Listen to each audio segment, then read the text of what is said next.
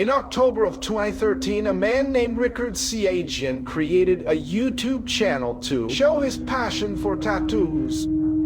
Almost 2 years posting videos on YouTube, even without any views. But all of that was about to change, man. This guy's story is so sad, seriously.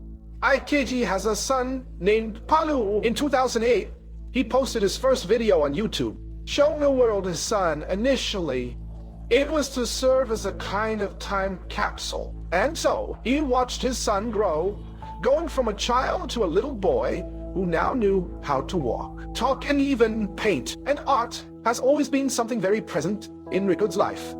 Music, photography, illustration, painting, and all kinds of art. He knew how to do it all, man, but an inspiring style. Something specific caught his attention, an art style from Indonesia called Tik, which is also his country of origin.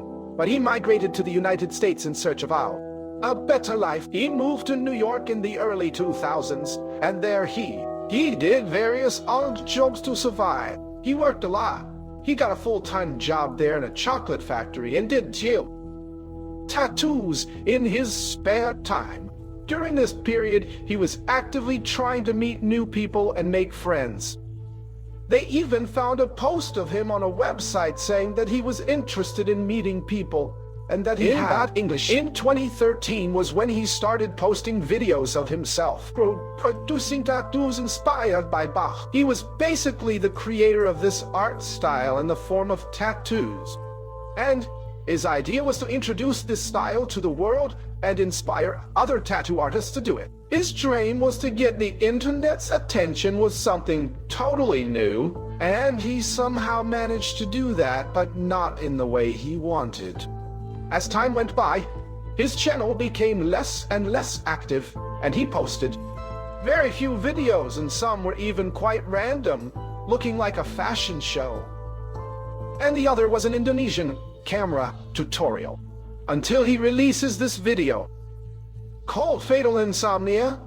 He asked for help for a problem he was dealing with.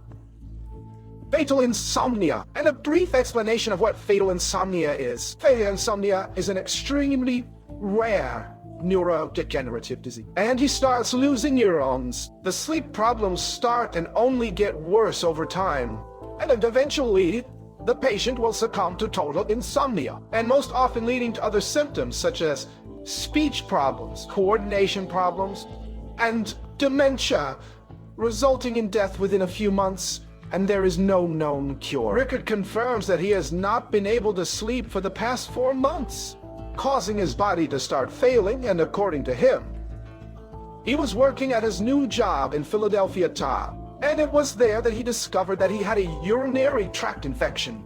But since he did not have health insurance to treat it, it would be very expensive. So he sought help from his boss for advice. And coincidentally, his boss was also suffering from this problem, and he had recently been prescribed some antibiotics that he had never used. So he offered it to Rickard as a kind gesture to save him from the medical bills. However, upon taking the pills, Rickard immediately experienced heart palpitations, severe heart palpitations, hand cramps, and several other symptoms. The symptoms were quite worrying. But given the position he was in, Rickard felt as though he had no choice other than continuing to take it until the medication ran out and your treatment came to an end. From this point on, Rickard strangely lost the ability to sleep at night and could only sleep for about 2 hours at most. And he said that sleep was something very painful because his body shook him every time he started to fall asleep.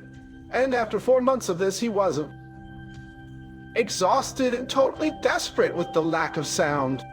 But the story gets even sadder from here. In a video, he says the insomnia started when he traveled back to his home in Indonesia to be able to say goodbye to his mother, who was very sick. He got so sick that he was bedridden, and now he was stuck in Indonesia, unable to leave, completely separated from his son. He was so desperate for sleep that he volunteered to be a test subject. for any doctor to try anything to get him to sleep again. And as I said, this is a very rare disease. But what makes Rickard's case even more bizarre is that in practically all cases of this type of disease, it is something genetic and remains latent in patients throughout their lives. But in Rickard's case, he had no family history and the symptoms developed after he allegedly took his boss's medication. And if we are to believe what he is saying, then his insomnia is completely different from anything known to science. However, based on similar conditions, it is quite evident that if things continued like this, he would not last long. Another video was posted by Rickard in which he described his condition in more detail.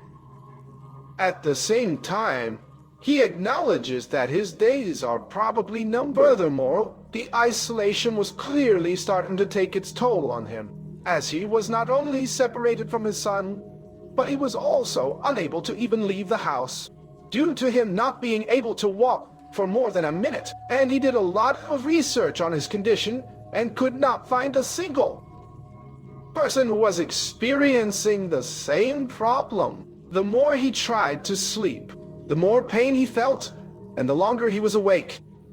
But his body begged for sleep, a constant war between his body and his mind. He posted several other videos showing the effects of insomnia on his body, and in some you can even see his bruised face.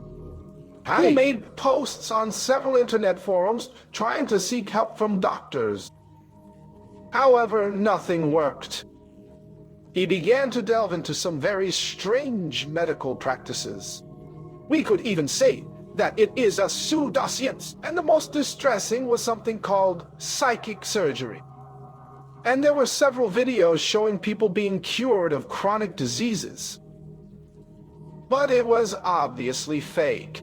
However, he felt that there he had hope and ended up creating a crowdfunding to raise money and try these methods. But probably no one donated, and he got more and more desperate.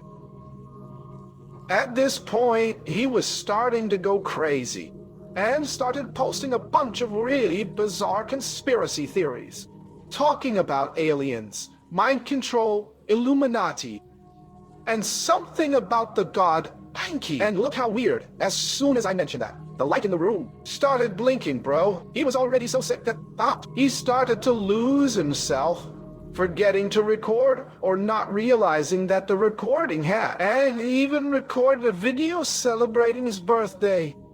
After a whole year in bed, Rickard was still fighting. However, he mentions that he was past the point of salvation and wished it would all end. And he continued, documenting his illness in the hopes of being able to help someone who suffered from the same condition. In another video, he showed several other medications that he had been taking for these 2 years. And that was the only thing that kept him alive. Because with these medications, he could sleep for at least 2 hours, and without them he would already be dead. On December 4th, 2016, he posted a video in a dark room, entirely in Indonesia, and those were the last words that Rickard said on his YouTube channel. And 5 days later, on December 9th, he passed away, finally giving him the chance to sleep again and end this suffering. Rickard had a few moments of lucidity and left a post on Facebook for Hesse Malu to read when she grows up.